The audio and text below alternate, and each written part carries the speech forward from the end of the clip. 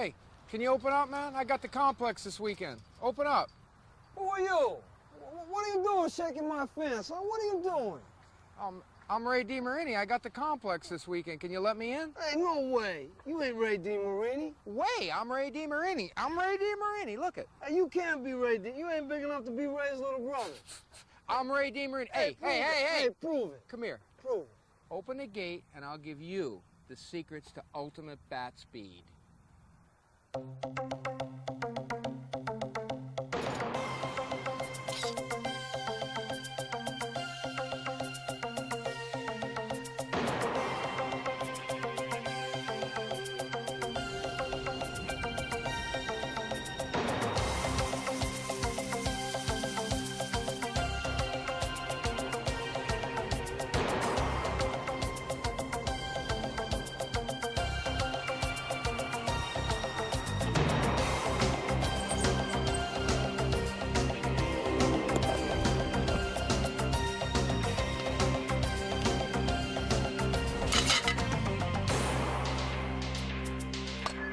Okay, if you know about me, you know that I believe in bat speed. Bat speed is what gives you performance, gives you power, puts the ball over the fence, hits the ball hard.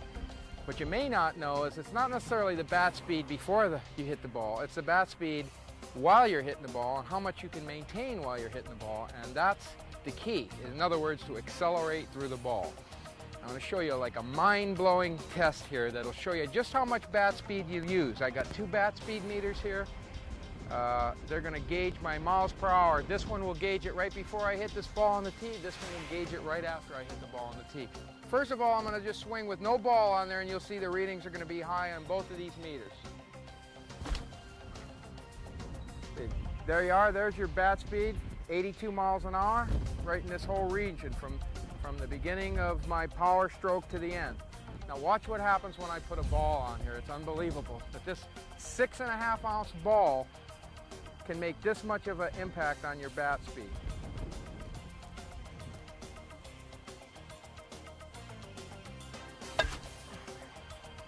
There you look at that, 75 to 52. I lost 25 miles an hour basically.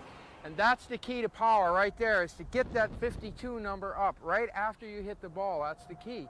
You got to get that acceleration going and accelerate the bat through the ball. I think it's important to say here that this reading right here is basically useless. You can have 110 miles an hour here. If you're not maintaining 50 or 60% of it, you're not going to hit the ball hard. You're just not. Now, you take a guy like Larry Carter, who you're going to meet in a little while. He's got the world's record on this machine, 118 miles an hour, but he ends up at 80 miles an hour. That's why he hits a ball 450 feet plus. I hate to get scientific on you, but there's more to it than what I just showed you. There's something called an accelerometer that tells you the maximum power curve of your swing. And what you want to do is hit the ball right at the most optimum power spot in your swing. In other words, most people hit the ball really too late. The power curve on me is about right there, and they hooked me up to a machine while I was hitting, and I'm hitting the ball right in my power curve, and that's given me more opportunity to go through the ball, which we were talking about before. You've got to go through the ball and accelerate. If you're already starting to de-accelerate when you hit the ball, it's pretty obvious you're not going to have bat speed, especially if you're a dwarf. Now, what you want to do is explode the bat through the ball. You see these big guys, 270 pounds, not hitting the ball real good because they're swinging like this, real easy. And you got one spot to explode when you swing a bat. You can let it all go right here. You can let it go here. You can let it go here. Let it go here. Accelerate the bat. Boom! That's where it's got to happen, right there. You got to go through that ball. Try to break your own shoulder. That's the key. Put that bat head right through your shoulder so you'll accelerate.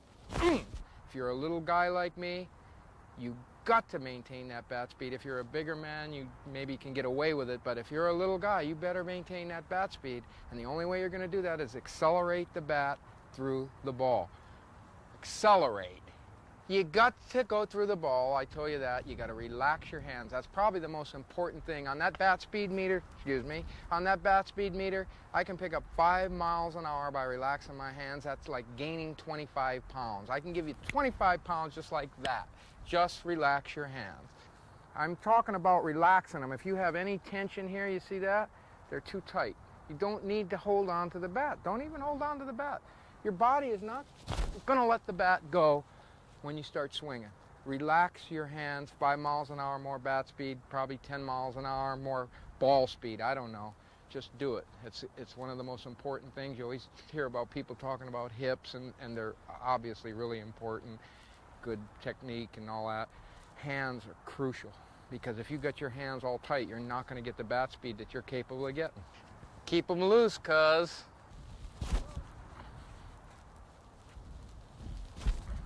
So weighted bat certainly has its place on the on-deck circle before you hit in the game.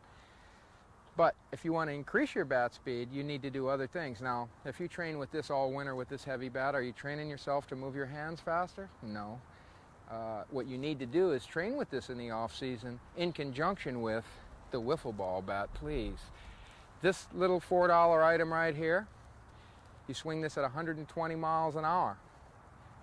It teaches you to move your hands fast. Of course, I'm never going to swing a bat 120 miles an hour, but this is teaching my nerves, my muscles, my tendons, everything to respond to make it move fast. An NFL player trains running downhill, so his legs get used to training at a higher speed than he really would move. It's called overspeed training.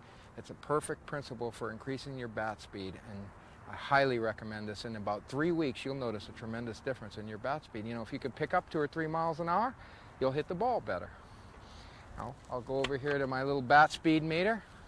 Take a couple swings, 115, 109. That's cool. That's what we want to do.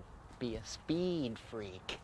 Let's talk about bat weight. This is kind of a controversial subject, and one that everybody's got their own opinion about, but let me give you a scientific viewpoint on this.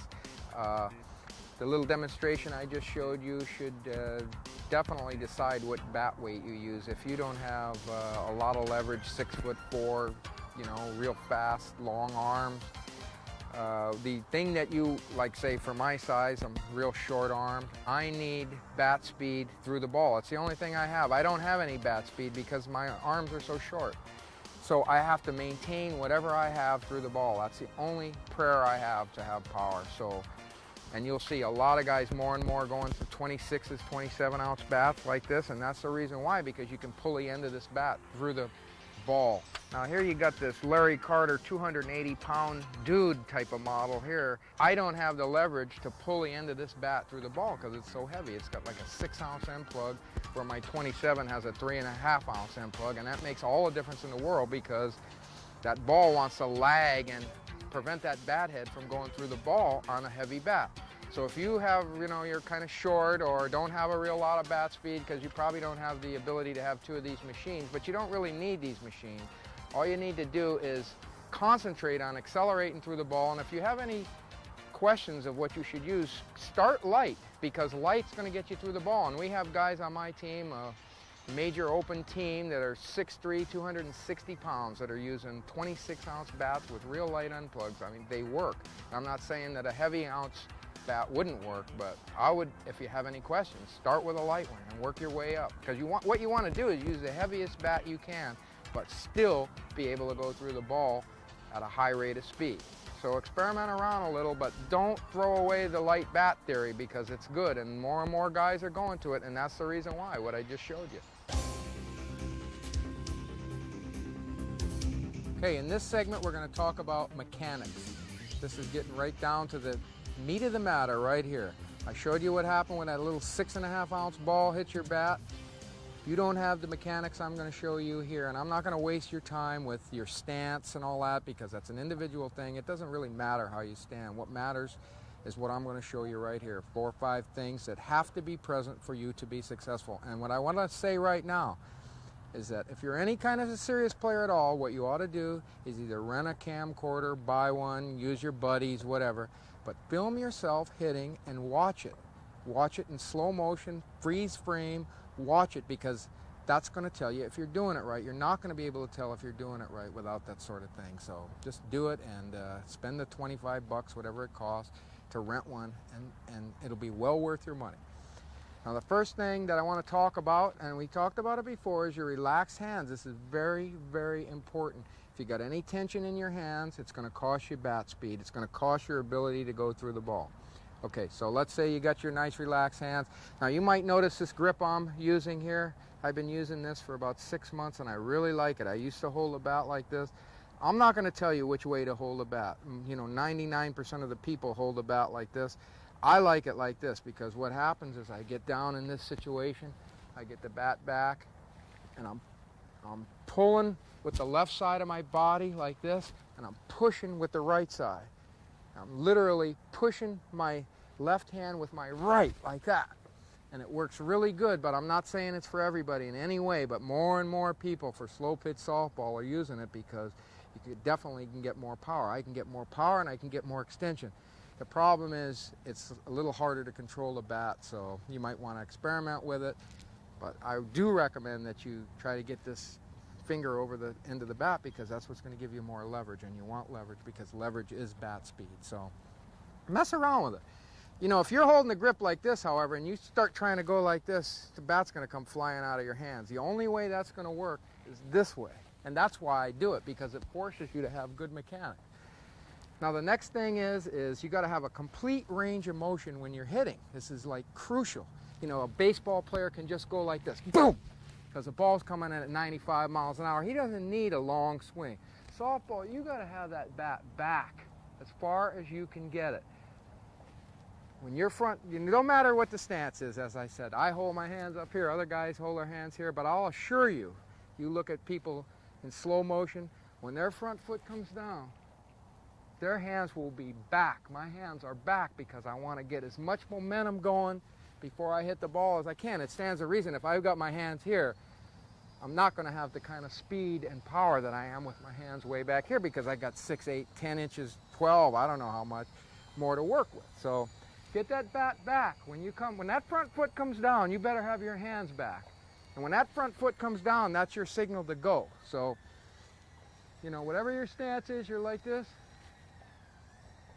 Here's how you should look. The second your front foot comes down, except of course your head's this way, and when that front foot comes down, you got to go. Okay, now remember what we're trying to do is get full range of motion to give you as long a swing as we can give you. Trying to create as much bat speed as you can before you hit the ball, and as we said, maintain it after you hit the ball or while you're hitting the ball. Don't give up the swing when you start to hit the ball. That's when you power it. You've got to power the ball. You've got to power the bat through the ball.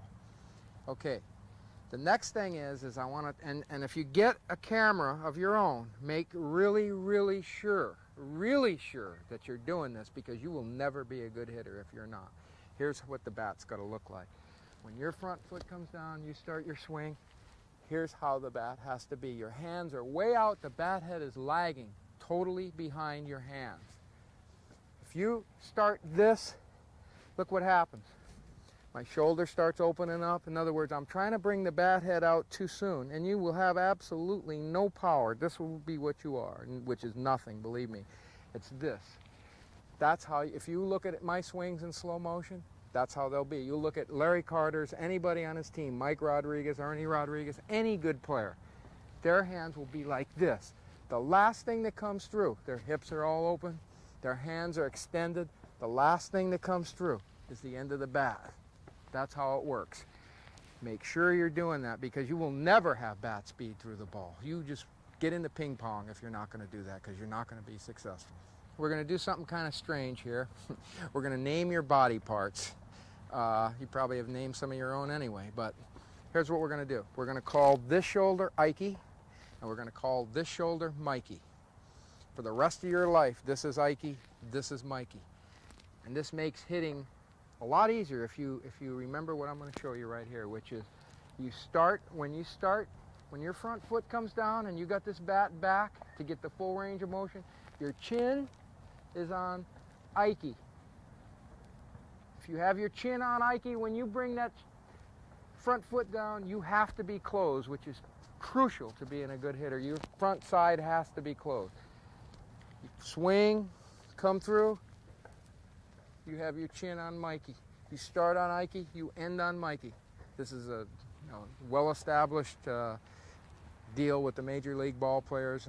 I didn't invent Ike, Mikey, I just know about it, and it's helped me a lot. Ike, Mikey, works great. And that also brings up another point, and this is really, really important too, to getting through that ball. This is the real secret of ultimate bat speed. You've got your front side, which is Ike, your back side, which is Mikey. You're pulling with Ike, you're pulling like a racquetball player. Here's a racquetball player swing. You know, he's swinging, not using his back side, he's using his front side. Look at my shoulder, look at my chin. I'm on it, opening up at the last minute. I'm pushing, pulling with my front side. I'm pulling with my front side with this bat and keeping my arm extended. Look at the extension on my arm. I'm pulling, and with my back side, Mikey, I'm pushing while I'm pulling with my front side. And that push and pull in conjunction with each other is what's going to get you through that ball and maintain your bat speed, and that's what's going to give you the power. So you got to do that. Get a camera and watch yourself and make sure you're doing it, because you will not be successful if you're not doing these things. You'll be 90 miles an hour before you hit the ball, and you'll be 40 when you get done, which isn't going to cut it. You want to be 90, 100, whatever you can muster up when you start, and you want to be in the 50s, high 50s when you get done. And you're not going to do it if you don't do these. You don't have these elements that I just showed you, because they're present in every good player. And there's one more demonstration I want to show you, and that's where to hit the ball in your acceleration curve. And to do that, I'm going to need a tree. Well, I found a tree. What I'm going to tell you about is where you should swing the bat and where you should hit the ball in your swing, the proper point in your acceleration curve. I'm going to use a demonstration, like, let me pretend this is an axe. If this was an axe, where would I start swinging at this tree? Would I start here? No, I wouldn't have any power if I started swinging here. Wouldn't be getting that axe head out there enough. I wouldn't be swinging at it way out here because I'm already lost everything. I want to swing at it right here. Right here. Hit that tree right there. That's where you want to hit the ball. You don't need an accelerometer to figure this out. Right there. Head down on the ball, right there. Not right here. That's too soon in your swing. You don't have enough speed. The bat is deaccelerating once you get out here. It's right here. It's right before that point where the bat meets in its maximum. Then your power range is right there. You go right through the ball, right there. If you start hitting the ball here, the bat's deaccelerating, turning your wrist over, it's too late. Another important point is, you hear guys saying, turn your wrists over when you swing it at a ball. Imagine again that this is an axe. How could I possibly hit this tree with my hands turned over? You don't hit, you swing an axe like this, and swinging an axe is exactly like swinging a bat. Look at my hands. Are they turned over? No. If my hands were turned over, the axe head would be down in the dirt. Wouldn't have any power. There's your power point. Right there. Right there. Like I told you, you go to Ike, Mikey, pull through the ball, you'll be successful.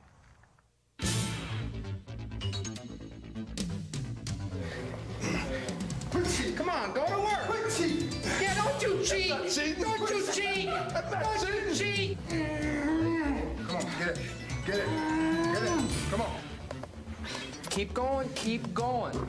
This is intensity. This is what it takes. You want to be good. That's a great exercise. Look at that cute face. Oh, look at that face, huh? Hey, what am I doing in the gym? I thought this was a softball video. Well, I'll tell you what I'm doing in the gym. I've got the will to prepare. I don't want to hear about these guys who got the will to win.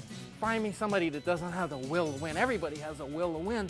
If you have the will to sit in here and take the pain required to be prepared to win, that's what this video is all about. Making you better trained and better prepared to win on the field. And what we're going to show you today is going to enable you to take this bat and swing it harder so you can go right through this ball and not lose any bat speed. And the way we're going to do that is to give you a method of increasing your explosive power. I want you to know I didn't invent this method. I'm a proponent of this method. I use it on myself. I know it works. It's called compensatory acceleration training. All strength power athletes use it, like guys in the NFL, sprinters, anything that requires explosive power. And believe me, swinging a bat requires explosive power. I want to make sure you understand the difference between explosive power and strength, which are two totally separate things. Here's strength. Some guy with some 400-pound bench press or something going like this, you know, he's going about he's half a mile an hour. What does this have to do with bat speed? Absolutely nothing. It's useless. I mean, the guy's going to be strong. But what we need for explosive sports is this: explosiveness, explosiveness, explosiveness. We want to move the object fast. So what power is the ability to move amount of weight in a given time, fast. We want it fast. We want it fast because that's what's going to make your hands move fast. That's what's going to make the bat move fast, and that's what's going to go through the ball fast. Whereas this guy, he's not going to have power. He's going to have strength. And the system we give you today is compensatory acceleration training, and it's a system devised in Russia a long time ago, and it gave the Russians a big lead in the world in the Olympics. And basically what it is you're going to lift heavy one day, rest a few days, and then lift 70% of your heavy day, but in an explosive fashion, like this. Wah, wah, using the bench as an example. Exploding all the way through the range of motion to develop hand speed. What you're training is your muscles, your nerves in particular. You're training your nerves to fire to your responses. You're training your tendons, your ligaments. You're going to prevent injuries, and you're going to increase your ability to hit the ball, which is why we're here. At this time, I'd like to introduce you to Dan Domi, who owns the Northwest Fitness Complex. Hi, Dan. How you doing, Ray? He's a master personal trainer and is well qualified to speak on the subject we're talking about today. What I think, my position on the type of training we're doing today is that on that final game on Sunday, when you're going for the championship, this can really make the difference because you spent the time in the gym. All these other guys are dragging. They played 8 games. I'm still ready to roll. What do you think about that? What can you tell the folks out there about that? Well, I think that first of all, as far as weight training, I mean, you're looking at a preseason training program, and then you go from there and you look at the weekend athlete.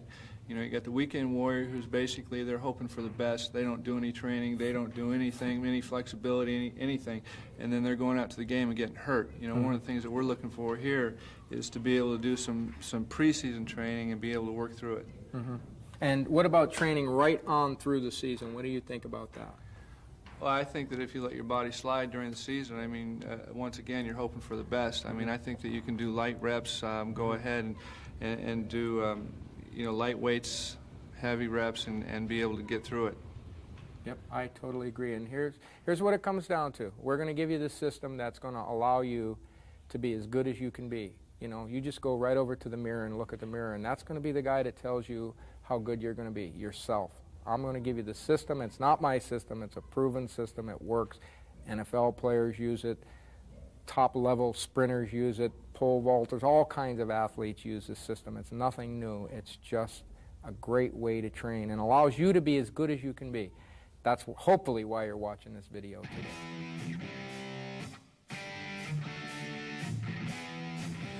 Just doing a little loosening up exercises here. Fantastic exercise for your stomach. Get your whole body loose from the center of your body. Just knock out another 20 of these. Your stomach will be in shape. Guarantee it. You do these fast. Jerry's going to demonstrate for you what I consider to be the best upper body exercise you can do for hitting a softball or a baseball. It works your triceps, it works your traps, it works your shoulders, and it's very explosive. When you get down in that position, especially with a weighted dip, you got to explode with tremendous authority to get that weight up because you got your whole body weight, plus in his case having 90 pounds around his waist. So this is a great exercise. If you can just do one exercise for your upper body to make you a better hitter, this is it. Here's Larry Carter doing squats, king of exercises right here. Do this exercise along with weighted dips. If you want to do a quick program, works fantastic for a guy that doesn't have a lot of time to devote to working out in a gym. builds your entire body.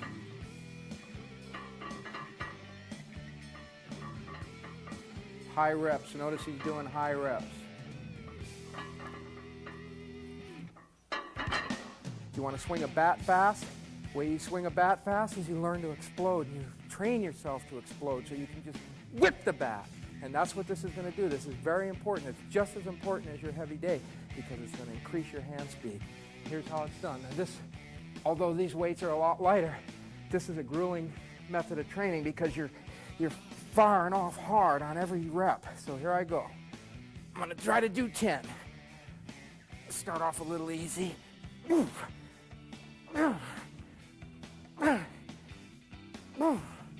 going to show you some intensity training right now, and I'm going to show you what I'm thinking when I'm lifting heavy weights.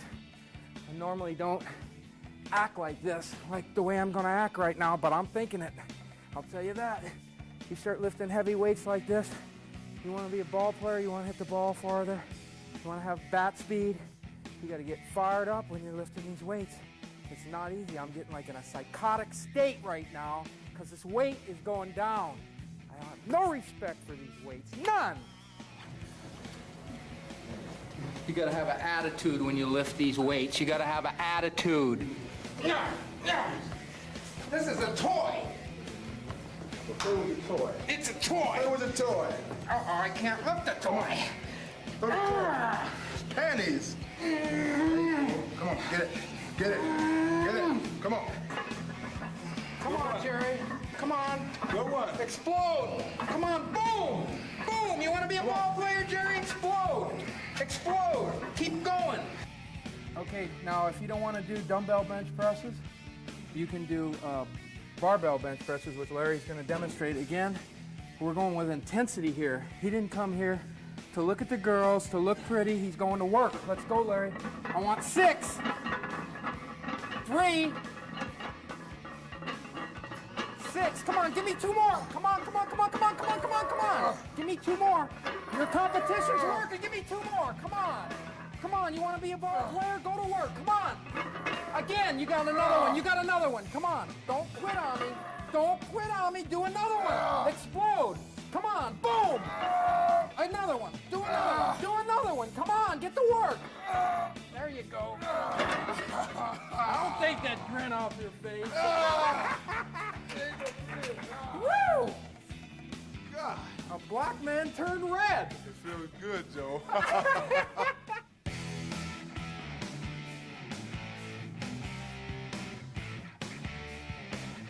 90% of your power in hitting comes from your triceps, so work them real hard. Jerry did weighted dips followed by these bench dips, which really work the tricep and give you power and bat speed, which is why we're here. Go to work, Jerry.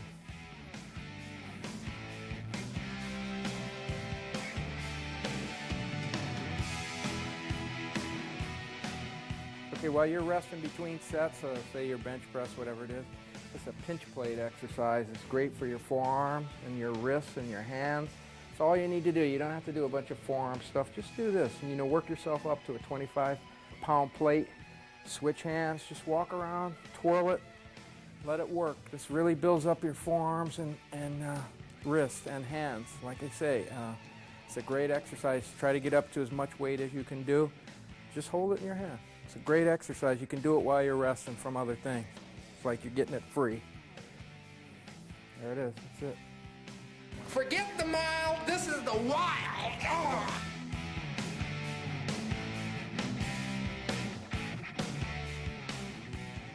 Okay, we're going to do an exercise right now that for you guys that want to do the wild routine and get the most out of your ability. It's a pull-up in front of the neck with a relatively narrow grip, not a real wide grip, just about shoulder grip. It's great for your back, great for your lats, great for explosive power. Comes into play when you're swinging a bat. So here goes.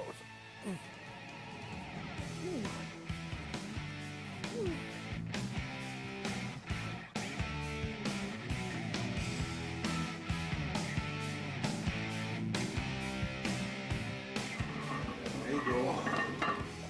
507, 2 outs. 1 man on. Get through it. And it's a homer. Oh! It was almost a homer. I was almost part of the carpet.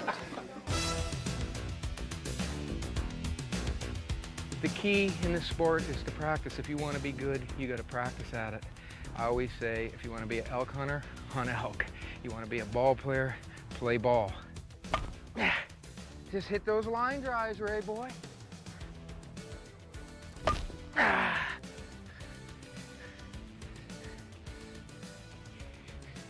Keep working.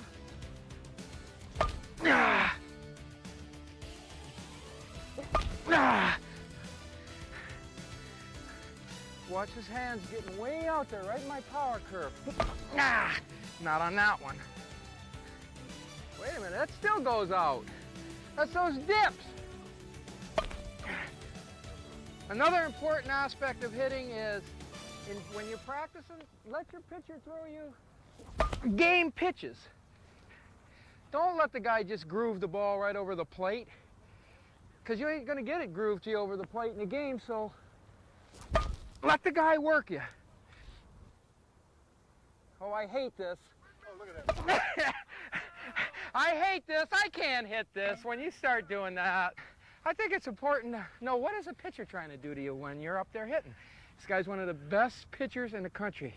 There's no question about that. Brian, what are you doing when I'm up there? You're in a game and you see a little dwarf come up to the plate, or you see Larry Carter or somebody. What are you doing? You're saying, here, sir, let me just serve it up to you, big fella? What are you doing? No, not at all. What are you thinking? Well, I'm trying to get the guy off balance, first of all. You know, you can do a lot of motion. I look for, as soon as I get a guy rocking forward, and then Here it comes, huh? Here it comes. Vary your speed, your delivery, your approach. There's a lot of things you can do. Yeah, like this windmill deal that he's got on me. I hate it, man. You notice I had to walk right out here as soon as he started it, because I can't hit it. I would say that the key is, as a hitter, is don't get your hands moving. Like you said, and I already know it, a pitcher is trying to get your hands. As soon as he's got your hands going this way, look for the ball, because it's coming, because you're going to have to go like this, and he might be able to sneak it by. Best thing you can do is work with a pitcher that's going to work you in batting practice. Sure, Yeah. get your cuts, get your timing, but when that's all said and done, then take Yeah. some. Yeah, and I can tell you for sure in my case, that before I did that, I used to have the guy just groove it to me. It's great, but then you go, God, can I do this in a game? I hope I can do this in a game. I don't feel that way anymore, because I got the best pitcher in the country throwing me junk all day. If I can hit him in practice, I can hit him anytime. And then you go into a game really confident. It's very, very important. Practice like you want to play. That's it. Thanks, Brian. Hey, thank You're the you, greatest. Make sure you get arm extension.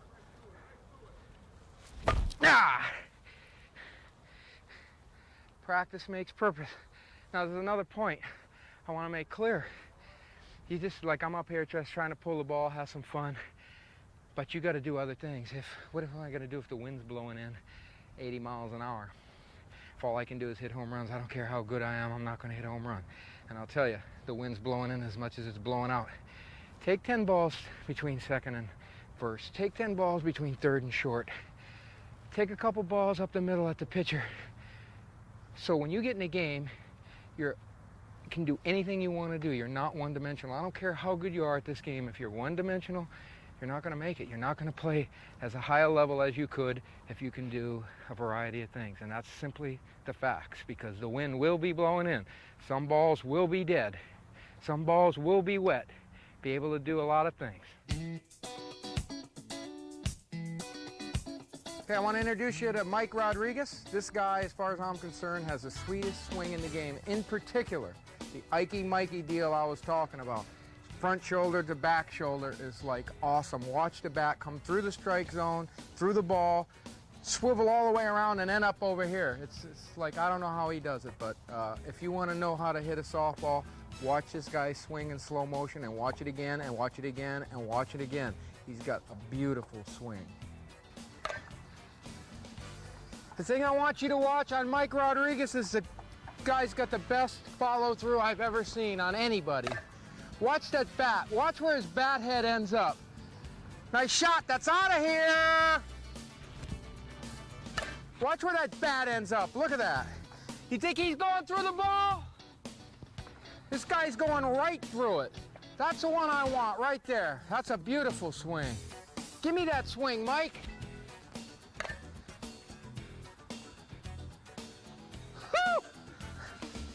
Look at the hip rotation on this guy. He's got the best hip rotation I've seen, too. Look at that. You can't do it better than that.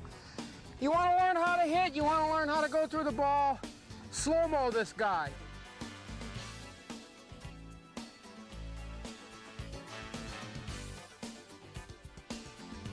You heard me talking a little earlier about the Mikey, front shoulder, back shoulder. Watch this video in slow motion of this man hitting, and he's got the Mikey. That's why he kills the ball. That's why he's got that follow through, because he's starting on this this shoulder. He's ending on this one. You watch his chin and you watch these two shoulders. Ikey hits it at the start, Mikey hits it at the end. The results, serious distance.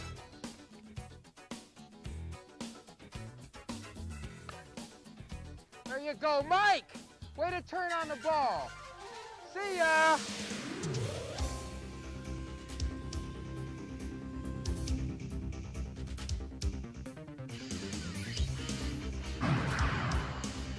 Here we are, ladies and gentlemen, with Larry, lovable Larry Carter. This guy right here is as good as it gets. If you want to see a big-time, great softball player, this is it.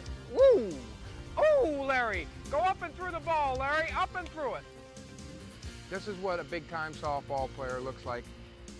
He's got a World Series ring from last year, best team in the nation, now playing with our team. He's the brother of Joe Carter. And he can hit a softball, no offense, Joe, farther than Joe can hit a baseball. Ooh. Oh, you're gonna hurt that tree. Go up and throw it, boom!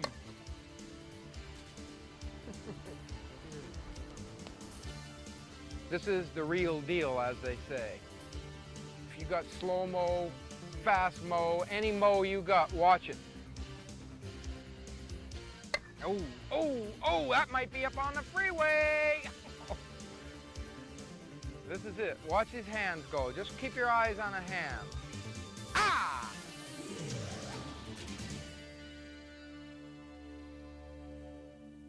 You throw the ball, he gets his arms out, it leaves. Don't want you to be intimidated by his size, 6'3", 270 plus. The key to this man isn't his size as much as he's got real good technique, he's got real fast hands. Last year his team won the World Series. He's playing with our team now. There you go. Okay. Whoa, big fella, whoa. Whoa. Here we are with my man, the lovable one himself, Larry Carter. I like to talk to him. I like to abuse him when he's tired like this because he can't catch me. He's too tired to catch me.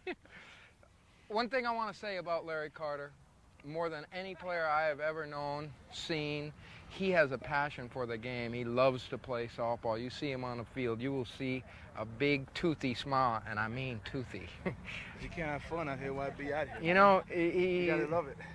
You love it? You gotta love it. Do you love it? I've been out here 6 hours a day. I know that. Having fun. I'm loving it. I'm ready for you guys to get out of the way so I can hit some more. Well, we're not. We're not, big fella. We'll fight. Now, you know, when you're hitting, what are you, like in this batting practice session right now, whenever you're taking BP, what are you concentrating on doing? I'm concentrating on hitting the ball solid, hard. I'm not trying to hit the ball out of the ballpark. You never try to hit it out of the ballpark. You got to develop a certain swing to allows you to take that certain swing every time you're up in a certain pitch that you have to get. What's got to be there for you to be successful? Tell me. These fans want to know what's got to be there. Timing has to be there. Your explosiveness has to be there, and also your pitch selection has to be there. What about the rumor that you can hit a softball farther than Joe can hit a baseball? I don't think it's a rumor.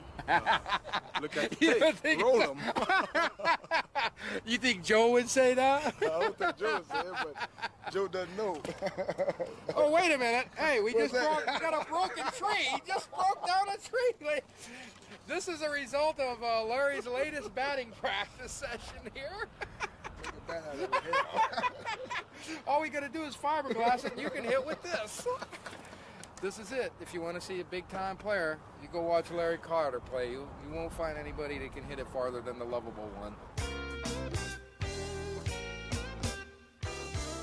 I'd like to spend the last few minutes doing a recap of what we learned here today, but before I do, I'd like to tell you, 7 years ago I did a hitting video for ESPN, and the director said, well, maybe someday you can become a power hitter and we'll do another one. That video was about me hitting base hits and how you do that, and I was a real good base hitter. And they kind of like smirked at me. So for the last 7 years, I've been working real hard to try to figure out how to hit with power. The results of all that are what you see here today, and I don't want you to be intimidated in any way by these big fellas we got on this film today, because it's not about being big, it's not about being strong. You can make yourself a lot better than you are, I can tell you, because if I can do it at 5'6", 47 years old, and I can hit the ball 350 feet, and you saw that today, then you can too, and I can guarantee it you can. I've given you all the tools, all the information you need today to enable you to be much better than you are. I don't really care how good you are. You can be better if you use the information we gave you. The question is, do you want to use the information? Do you want to spend the time? If you do, it's there. And I highly recommend that you do all the things that we taught you in this video. Now back to the recap. Just wanted to make that statement in there. Back to the recap. First thing I showed you is that 6.5 ounce ball, and you notice I keep bringing this up in every segment. That 6.5 ounce ball can take your 100-mile-an-hour bat speed and cut it in half. So the whole secret of this game is to drive through it. You have to drive through the ball. I showed you the proper mechanics. You know, the last thing to come through the strike zone is the bat head. I showed you where you hit it on the acceleration curve. I showed you got to have relaxed hands. We showed you some practice sessions, and again, I want to tell you, you got to practice hard. You got to practice like it's a game. Don't go out there fooling around. You go out there with a priority list when you're practicing. I'm going to keep my arms extended. I'm going to keep my hands relaxed. Whatever you're having trouble with, work on it. That's how you get better. You don't get better by accident. And I'll tell you, all these good players that you saw today, and every good player I've ever known, they're smart. They spend the time to analyze what their weaknesses are and work on them. They're not just out here mindlessly, and that's what you have to do. You have to focus yourself onto what areas in your swing need improvement and come out here and practice them. Remember this Ikey-Mikey deal, very important. You start with your chin on Ikey when you get in your launching position. When your front foot comes down, come through, end up on Mikey. This will give you the pull, this will give you the push. You end up on Mikey. Fail-proof. It works. It'll keep you closed. Relax hands. We talked about that. Going through the ball. You have to accelerate through the ball, and that's why I keep going back to this Ikey-Mikey, because that's what's going to pull you through the ball. Look at that film on Mike Rodriguez. Watch this man go through the ball. He goes through it like it doesn't exist, like it's a ping pong ball. That's what I want to get in your head. If you do that, you will be a lot better than you ever thought you would be. Another thing we showed you is what you do in the gym. You don't have to be a maniac in the gym. You don't have to go there every other day. Go there just 2 times a week and pick out 4 of the exercises we showed you. Get a personal trainer or get some professional instruction of some kind as to how you do these exercises. Don't depend on what we did in that video as far as technique, etc. Get your guy to watch you. Get somebody to watch you that you know knows what they're doing. And you will be shocked what that'll do for you in a weight room. I mean, like I said, I'm a little guy. I was 180 pounds when I filmed that last video 7 years ago. I'm 195. It's all been muscle. It's added 40, 50, 60 feet to my ball. And remember, I told you about this camcorder. Get a camcorder. They're readily available. You can borrow one. Get a camcorder if you're a serious player. Watch yourself hit. Watch it in freeze frame, slow-mo, every mo you got. Watch it. And compare yourself to the points that I made to you on mechanics. Look at yourself at regular speed. Are you going through the ball? Are you stopping the bat as soon as you hit the ball? You cannot do that. You gotta explode. That camcorder will tell you what's going on, and I highly, highly, highly recommend that you use it. Hey, look it. I'm just an average-sized guy. I've paid my dues practicing hard, training hard, really trying as hard as I can to be good. If I can do this, so can you. Well, I guess we got to sum this thing all up today. We've been out here enjoying ourselves, hitting some softballs. I guess you got to hit softballs. You want to do it, you got to work at it. You want to be the best at it, you got to dedicate yourself. You got to get in the gym, you got to work out. You want to get out and take tons of batting practice. You want to run, get yourself in shape because you don't want to get injured. And if you want to be the best, you got to dedicate yourself to the game. If you want the game to be good to you, you got to be good to the game. And remember, just get out there and have fun and try to stay injury-free. Peace. That's a wrap.